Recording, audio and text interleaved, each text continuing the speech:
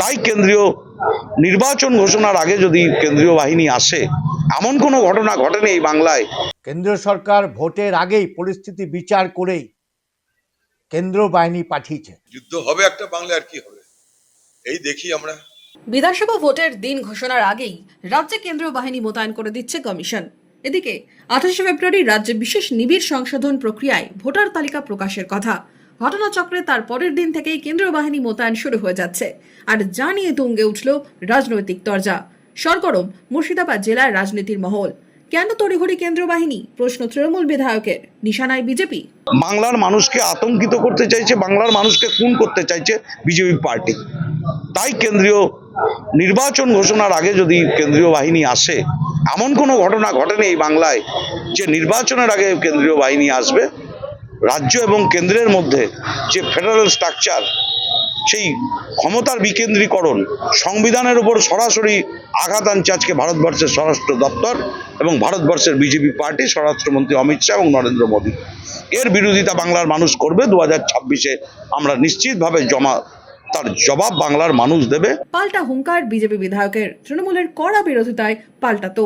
সাধারণ মানুষ যাতে নির্বিঘ্নে ভোট দিতে পারে, আর কথায় কথায় জিহাদিদেরকে নিয়ে তৃণমূল যে অশান্তি সৃষ্টি করছে তাকে থামাবার জন্য কেন্দ্রীয় সরকার ভোটের আগেই পরিস্থিতি বিচার করেই কেন্দ্র বাহিনী পাঠিয়েছে।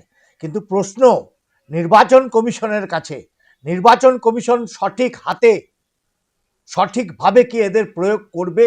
কারণ রাজ্য সরকারের হাতেই ডিএম এবং এসপি। এই ডিএম এসপিরা আবার দোলনা খাওয়াবার জন্য, জিলিপি খাওয়াবার জন্য বাজারে বাজারে কেন্দ্র বাহিনীকে ঘোরাবে না তো?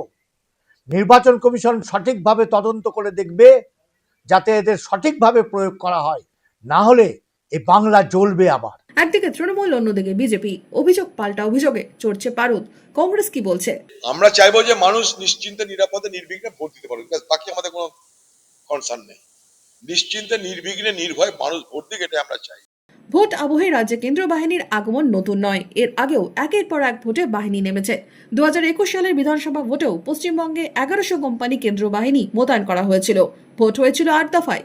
তবে এবার ভোট ঘোষণার আগেই কবে থেকে কত কোম্পানি মোতায়েন?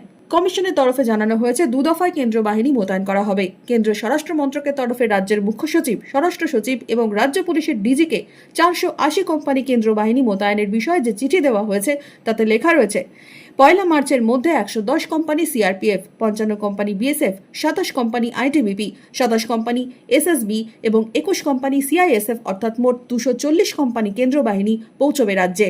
দ্বিতীয় দফায় 10 মার্চের মধ্যে পৌঁছবে আরও 280 company. 120 company CRPF, 65 company BSF, 20 company ITBP, 19 company SSB এবং 16 কোম্পানি। সংবেদনশীল এবং ঝুঁকিপূর্ণ এলাকায় ভোট আবহে বিশেষ নজর থাকেই। মুর্শিদাবাদ জেলাতেও কেন্দ্র বাহিনী নামার আগেই তুঙ্গে উঠেছে রাজনৈতিক তরজা। Bureau report, imagine community media.